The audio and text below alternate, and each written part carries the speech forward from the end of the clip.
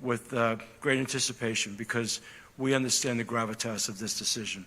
This is an important piece of legislation that I can promise you we spent a lot of time being very thorough in our decision-making. You know, the Supreme Court's decision for open carry presented its own unique problems for us here in Hawaii as a culture and as a place, as a people. And we wanted to stand by that, understanding our responsibility, but how could we best implement it? So in that regard, I want to really especially thank Dan Gluck, who's going to come up here in a bit to speak. His brilliance in understanding our position and wanting to be as fair but as aggressive as we could in the best interest of public safety while being in compliance with the law was absolutely brilliant. And Dan, I just can't thank you enough. You've put in, I don't even know how to calculate the amount of hours, but it was a lot of hours and a lot of effort. And we did this because our overriding priority in all the things that we're doing, and believe me, there are many things that we're trying to get done at the city, is public safety.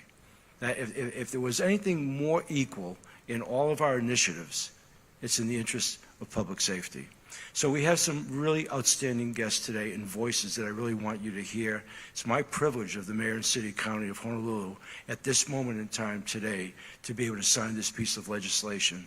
But I really would like you to hear from the voices we have in attendance. We'll start off with Council Member Carlos Dos Santos Tam.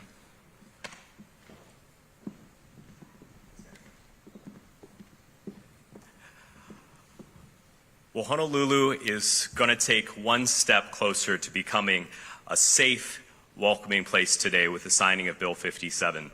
I want to thank the Mayor, I want to thank Corporation Council, I want to thank the administration for being a good partner in working with the City Council to craft a bill that we can put forward to make sure that our residents remain safe from the scourge of gun violence that we see all across this country. Over the course of 5 hearings, we had the chance to hear from folks across the community, people that support the Second Amendment, and people that want to see sensible gun control measures in place. And we were able to listen to their input and come up with the list of 13 sensitive places that we've identified in this bill. And we also came up with comprehensive signage requirements, as well as enforcement provisions. At the end of the day, this is about keeping Hawaii's gun rate the lowest in the country, which it has been for many, many years, and hopefully for many years to come, we will not see the kind of gun violence and tragedies that we see all around this country. So again, I want to thank the Mayor, thank the administration, thank Corporation Council, thank the advocates on all sides that came together to inform this bill so we could come up with something that makes sense for this island home that we all share.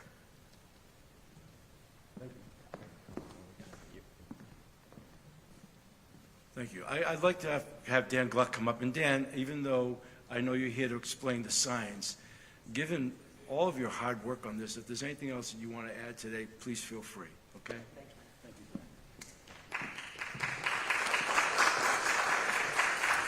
Well, thank you, Mayor, for those kind words. Thank you all for being here today. The bill will go into effect on May 1st, and I know the Mayor and the Council are committed to making implementation as smooth as possible for everyone involved. So to that end, we've been working to create signs for businesses and charitable organizations to put up in their establishments. So for anyone who would like to allow firearms on the property, we'll have these signs here saying guns allowed. Again, very clear for the community to see. Most businesses are going to have an actual door through which patrons enter, and so for those businesses, you just need an 8.5 by 11 paper with this design on it. We will have those available to download, so you can print them for yourself and tape them up in your business. We will also have them printed for you and for free to distribute at satellite city halls and other locations. For those businesses and other locations that don't have a physical door through which patrons will enter, we'll have an 18 by 24 version of the same poster, so a little larger so that people can be able to see. Again, if businesses want to allow firearms on the property, they'll have to have this posted. Now, businesses and charities that don't want to allow guns, again, that's going to be the default rule anyway, but they can post signs if they would like to. Again, here's the design. It will be available for download, and hopefully we'll make it as clear as possible for everyone. So thank you all again. I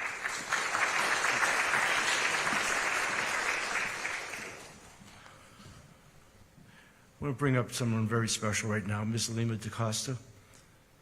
And come on. And I'd like you to hear from her. Please come on.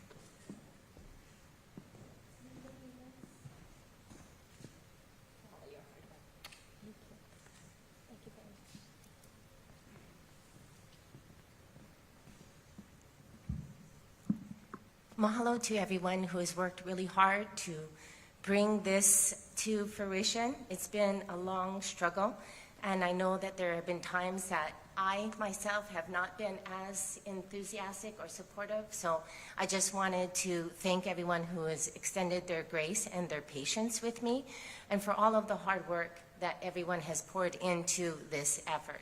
I wouldn't be here if it weren't for my daughter's death. So I do want to make sure that she's with us here today. I don't share this photograph because it's the best photo of her. I share it because it's the very last photograph of her. It's a photograph of her at a conference for children who are exposed to violence and human trafficking. And in that vein, I would like to carry on her memory. And I hope that each of you will also remember that behind every gun incident, there is a family, there's a story, there are situations that are evolving. It's been very difficult for myself, and I just can't put into words what it feels like to lose a loved one, especially a child that has such a bright future.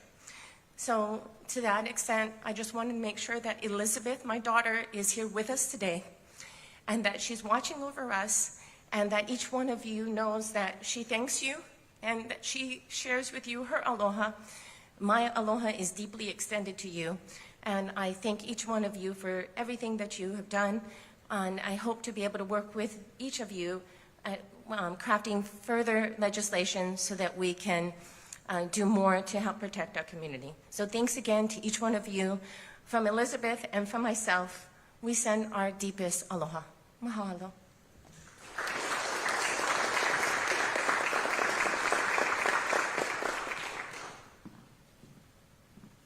Lima, thank you. I know that was not easy for you, and I can assure you, as a parent myself, your daughter is very proud of you. I feel Elizabeth's presence just by what you said and what you shared. Thank you. I want to bring up Chris Marvin from Everytown's National Volunteer Council. Is Chris in the room? Right here? Okay. And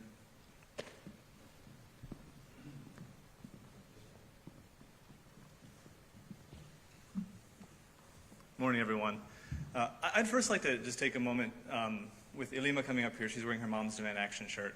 I know Giffords is represented here, Brady, Indivisible Hawaii. There are a lot of groups who are advocating across the country for safer gun laws and anything, culture changes that will help us to prevent gun violence. And they are active and present here in Hawaii, and they are the reason that bills like this get done. They work with your legislators, and they make that happen. So just really quickly for all the advocacy groups that are here today. I represent Everytown for Gun Safety. I lead the National Veteran Advisory Council, so my job across the whole country is to get veterans engaged in gun violence prevention work. I also just happen to live here in Oahu, so I am lucky to be able to be the veteran that I get involved when we are doing gun violence prevention work here in Hawaii.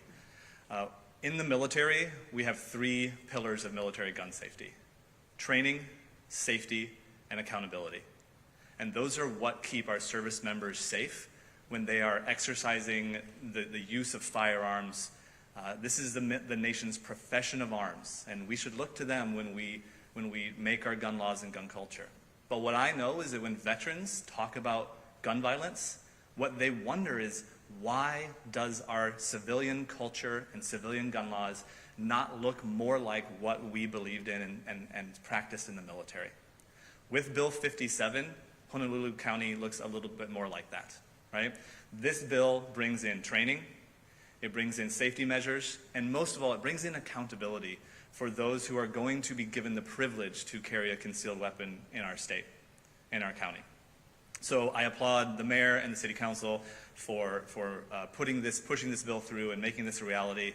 And I also want to take a quick moment to point out that this is maybe one of the most important parts of the bill, because this relieves Honolulu business owners, mom and pop shops who don't have to challenge a person with a gun because they might not have this sign up, right?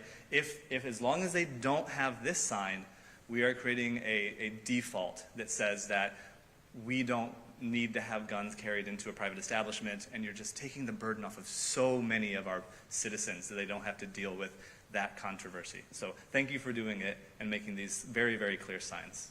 Appreciate all the work. Thank you.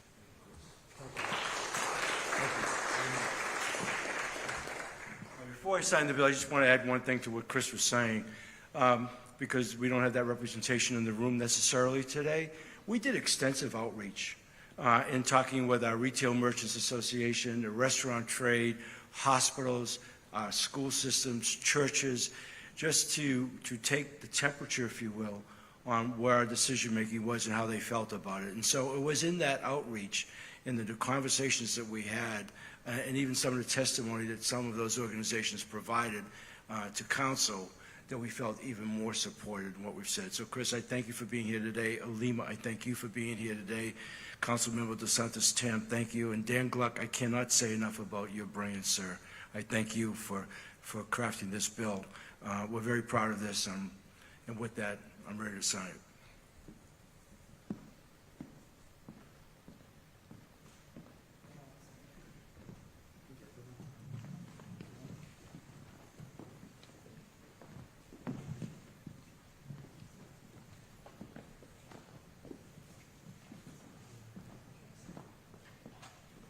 Anyone that wants to be part of the signing?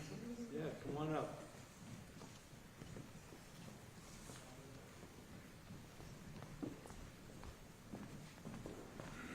Yeah, thank you. I'd love to have the members of HPD doing this for, thank you.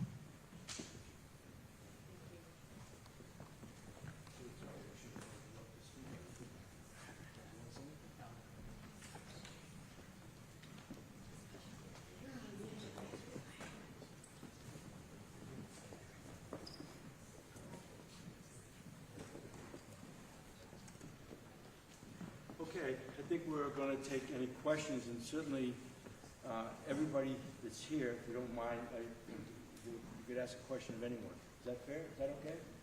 Including HPD, I might add. Eric, I'm just going to say from the question standpoint.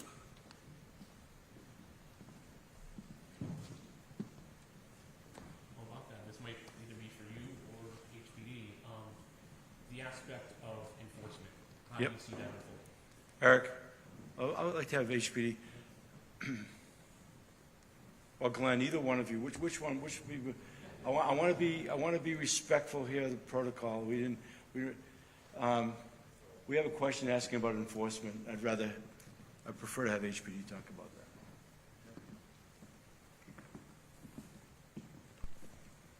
So what can you tell us? Oh. Eric Yosimori, Major at Records and Identification Division, HPD. Oh, that's right. I'm Carlene Lau. I'm captain at Records and Identification Division. So one of the aspects of this bill is the question of enforcement. What can we expect to see how enforcement plays out, in carrying out this bill? So with this bill, it gives us at least some guidance as far as like what our officers can and cannot do. So yeah, we appreciate the everyone's support on drafting this bill, and hopefully it will help our officers like make very good decisions as far as like how to protect the community.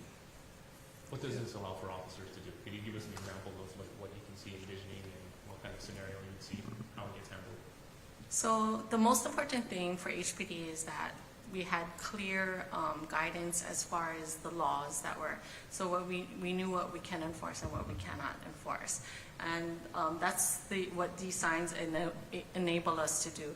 It gives us the clear signage gives us the indication as whether or not we can or cannot take enforcement. So for example, concealed carry, the whole purpose is you can't see it. How will you know if people are carrying it or not? Is it just seeing a bulge in their clothing? So it's not necessarily just the officer that's going to be out there making these observations. It's most likely going to be a call for service for HPD to come down. So it'll be an initial witness or somebody or a business owner that calls us to come down and investigate. So it all starts with an investigation with HPD, and part of that is asking for identification.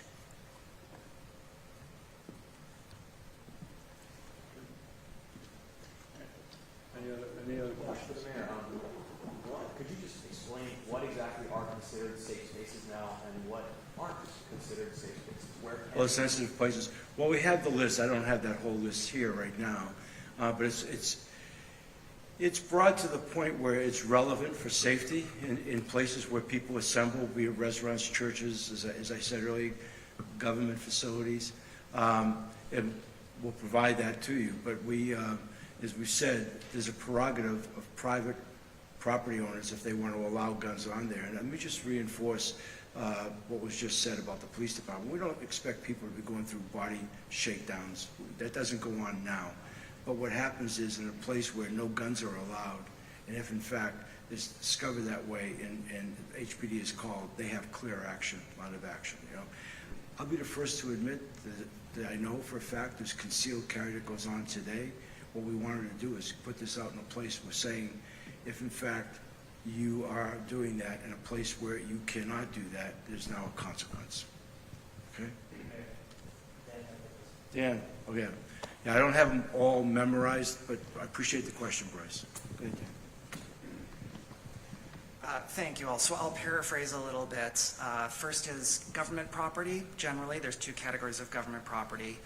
Schools and childcare facilities, public parks, excluding the shooting range at Cocoa Head Shooting Complex, shelters and other residential facilities, so homeless shelters, juvenile facilities. Certain parks are identified specifically, so Honolulu Bay Children's Discovery Center, the zoo, and the aquarium. And then we also have voting service centers, certain transit centers like Alapai Transit Center, and also buses and rails, vehicles themselves. We have bars and restaurants that are licensed to serve alcohol. There's a provision about demonstrations. So if you've got a parade or a march of some kind, it's 100 feet within the boundaries of that. But if the march is moving, the boundaries move with it. So it's not going to be the whole permitted length of the parade, just where the people are. We have theaters, stadiums, museums, and amusement parks, medical cannabis dispensaries, and then healthcare facilities. Thank you. That's why I don't have them all memorized, but we labored over every one of those in the sense of looking at and doing our research on it. So I feel very, very comfortable on that list. Mayor, you've heard a lot of passionate testimony about this. Your response to those that argue that this is still unconstitutional? I don't believe it's unconstitutional. I think we were given the prerogative as a county to determine what it was we wanted to do. And with that, we took license and developed this piece of legislation. I do not believe it's unconstitutional. I think, in fact, we are, in the process now of, and have been receiving applications and having those applications reviewed, and we've already been giving out permits to carry under the circumstance. So we're upholding that under the law, and in that regard, I feel very, very strong about our position in this. You know, I've been told that I would think personally that we wouldn't, because I think we're doing very fair and what makes really great sense and given our history. But I've been told to expect that. So I would be disingenuous if I told you that, so we'll see what plays out. What is your response to critics who might say this targets law-abiding citizens who are trying to follow the rules? Criminals, they'll still have guns, they'll still carry. You know, that's a really interesting question, because I've listened to people describe scenarios that, quite honestly, are not the Hawaii that I know. For that matter, not the Hawaii that I want to see get created. You know, so I thought that Marvin made some really good points with respect to the military. You know, we're not we're not a gun-carrying society, and we're not going to do anything that's going to condone that. Okay, and that's what this is about.